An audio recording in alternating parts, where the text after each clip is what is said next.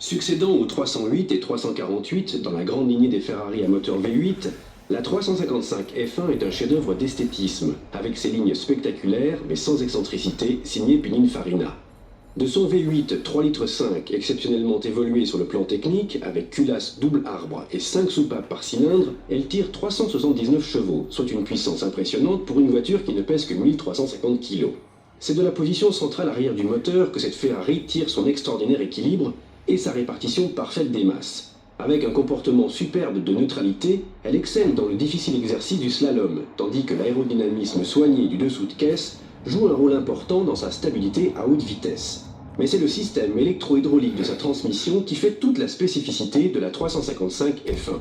Directement issue de la Formule 1, cette technologie permet au conducteur de passer les vitesses sans quitter le volant des mains. Avec la disparition de la pédale d'embrayage, le gain d'efficacité est incontestable puisque les rapports passent 2 fois plus vite.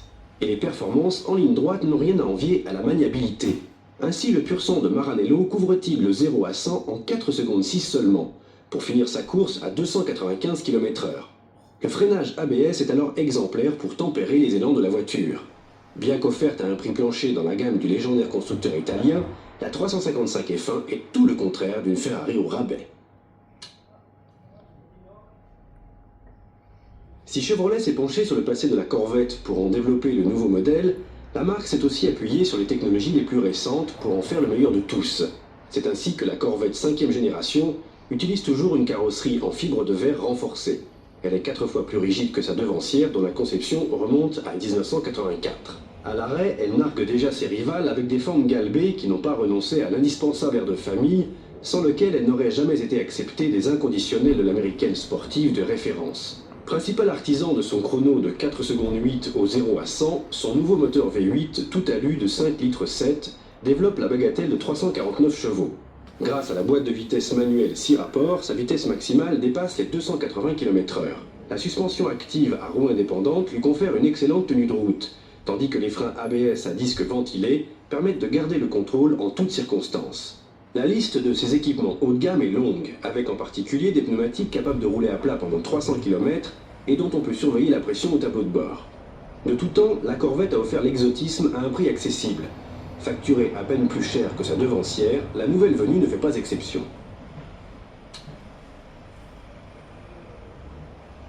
Avec ses lignes taillées à la serpe et ses portières en élytre, l'étonnante Lamborghini Countach 5000S a souvent été comparée à un avion de chasse. Son style audacieux, érigé en monument dès son lancement en 1971, n'a jamais trouvé réplique chez aucun autre constructeur.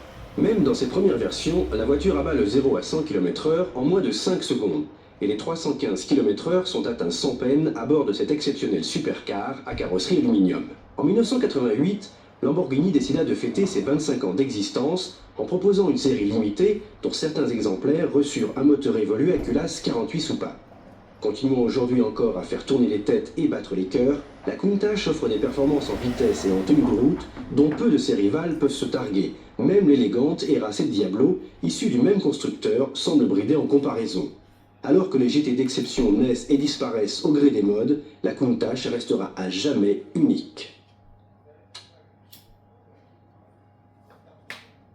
Il n'est pas rare d'entendre un passionné de technique automobile parler de la sportive idéale comme de l'association parfaite entre une ligne italienne et une mécanique allemande. Et c'est exactement ce qu'a réussi Italdesign avec la Nazca C2. Dessinée par Giugiaro en personne avec une coque toute en carbone digne d'un prototype engagé au Mans, une garde au sol minimale, des gommes de Formule 1 et des portières en demi-aile de mouette, la Nazca a été développée pour la performance sans concession. Très étudiée sur le plan aérodynamique, elle possède à l'avant un large spoiler placé très bas et à l'arrière 2 ailerons, l'un à l'aplomb du capot moteur et l'autre sous le bouclier. Elle compte ainsi parmi les plus fines, même dans la catégorie des supercars. Luxueusement garnie de cuir, l'intérieur bouscule les références avec une planche de bord enveloppante, les sièges baquets intégrant des harnais de sécurité et un toit intégralement vitré. Le moteur V12 BMW de 5 litres 6 est installé en position centrale arrière. Il distille ses 385 chevaux avec progressivité et confère à la voiture des performances exaltantes. 0 à 100 en 3 secondes 7 et vitesse de pointe supérieure à 310 km/h.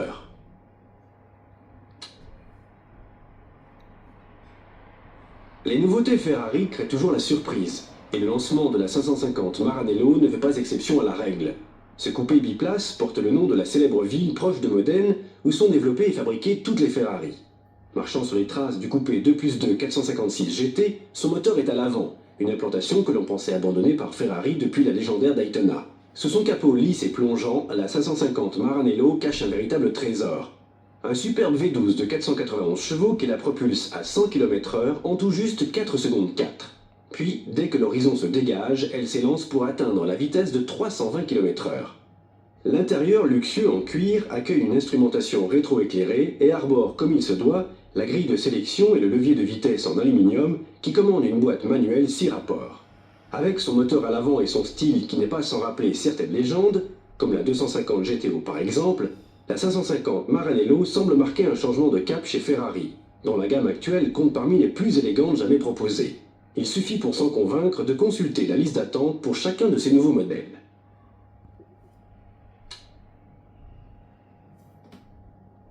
Conçue pour remplacer l'irrésistible Countach, la Diablo s'est superbement acquittée d'une tâche pourtant difficile. Sa silhouette fluide et surbaissée intègre les portières en élytre, rendues si célèbres par son illustre devancière. La Diablo est constituée d'une structure en tube d'acier, aluminium et fibre de carbone, une solution qui associe rigidité et légèreté pour favoriser au maximum les performances. L'exceptionnel V12 Lamborghini de 5,7 litres qui l'anime est installé en position centrale arrière et développe 535 chevaux. Avec une telle cavalerie, la voiture accélère à 100 km/h en moins de 4 secondes et flirte aisément avec la barrière des 335 km/h. Côté châssis, la suspension semi-active contribue largement à l'agilité du comportement, tandis que le freinage Brembo issu de la F1 fige le décor en un clin d'œil. La finition luxueuse de l'habitacle inclut des sièges baquets de compétition et un tableau de bord en cuir suédé. Et même si le moteur est bien insonorisé, la mélodie somptueuse du V12 est suffisamment présente pour combler d'aise les plus blasés. Car en authentique voiture d'exception, c'est en situation que la Diablo attire le plus l'attention sur elle.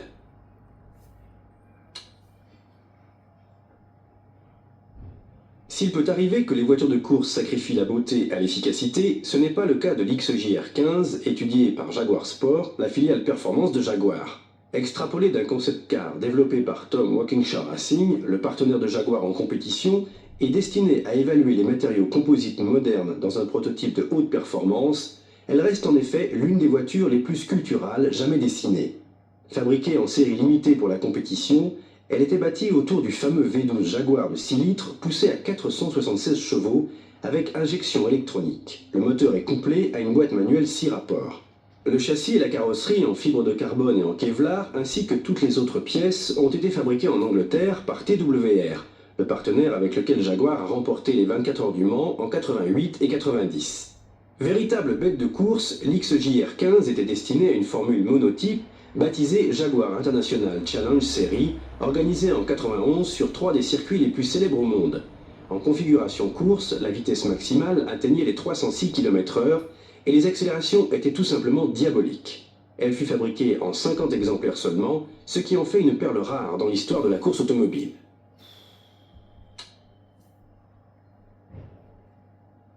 Si le développement d'une voiture de course peut parfois prendre des années, tel n'a pas été le cas avec la sensationnelle Mercedes CLK GTR entièrement conçue par AMG, le département compétition de Mercedes.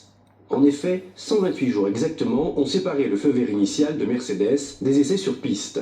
Un véritable exploit lorsque l'on songe à la complexité d'une voiture destinée à la compétition internationale. L'équipe d'AMG peut être fière de sa réalisation, et tout particulièrement depuis que cette dernière a remporté le difficile championnat GT FIA dès sa première participation. Prenant pour base l'élégant coupé apparu récemment dans la gamme Mercedes, la CLK GTR tire profit d'une coque moderne et ultra légère en fibre de carbone.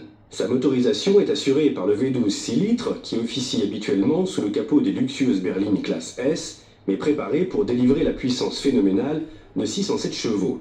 La vitesse de pointe dépasse les 320 km/h. L'énorme potentiel en courbe est à mettre au crédit de la double triangulation des suspensions avant et arrière. Quant au freinage, les disques de frein ventilés en carbone empruntés à la Formule 1 tempèrent efficacement les ardeurs de la belle. Si peu de voitures de course ont été développées aussi rapidement que la CLK GTR, elles sont encore moins nombreuses à avoir connu un succès aussi éclatant dès leur sortie.